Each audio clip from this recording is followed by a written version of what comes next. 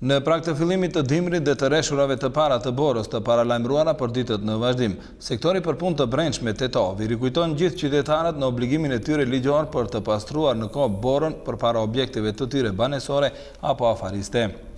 Në përputhje me ligjin për pastërti publike, personat juridik dhe pronarët e objekteve të cilët nuk do të kujdesen për mirëmbajtjen dimrore të hapësirave publike, do të ballafaqohen me gjoba nga 500 deri në 1000 euro dhe 100 euro shtesë për personin përgjegjës të objektit.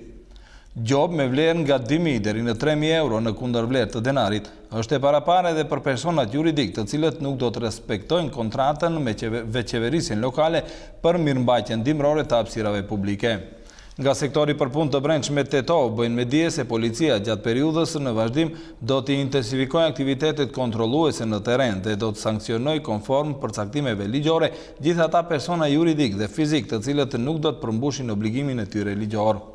Policia ka apeluar edhe tek të gjithë pronarët e lavazheve që edhe ata të bëjnë kujdes gjatë të punës së tyre të përditshme dhe të mos lejojnë që ujë të derdhet rrugëve dhe të shkaktojnë ngrica dhe rëshqitje në rrugë gjatë orëve të natës kur edhe temperaturat të bien në zero.